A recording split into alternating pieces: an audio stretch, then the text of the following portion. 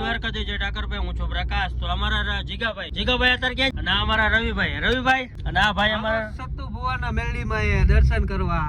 તો અમે જાય છીએ મેરડી માના દર્શન કરવા. અને આપણો મિની બ્લોક આજથી આપણે ચાલુ કરીએ છીએ મેરડી માની દયાથી.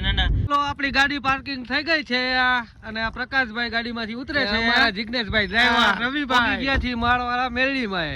આપણા બ્લોકમાં કન્ટિન્યુ રહીજો અને તમને પણ આગળ બધું દેખાડવું કે કેવું છે મેરડી માનું મંદિર. આની અંદર અમે ગાડી પાર્કિંગ કરી છે અને અહીંયા અમારા જીગાભાઈ કેટલા દીધા ભાઈ? પૂરા ભાઈ પાર્કિંગ ના હો ભાઈ. તો અહીંયા મેરડી માં અમે આવ્યા છે તો આવી નેર આવે જો 1.5 કિલોમીટર 1.5 થી 2 કિલોમીટર હાલીને જવાનું અને આવી નેર આવશે. મેરડી નો નામ નો પડ્યો હોય મુંબઈ ના જાપે ભીડ પડે, દુઃખ પડે, વિપજ પડે અને આપની માથે લાંબી આંગળી કરી કેજો કે આવજે મારી કોરડાના પાદરમાં મારી માળવાળી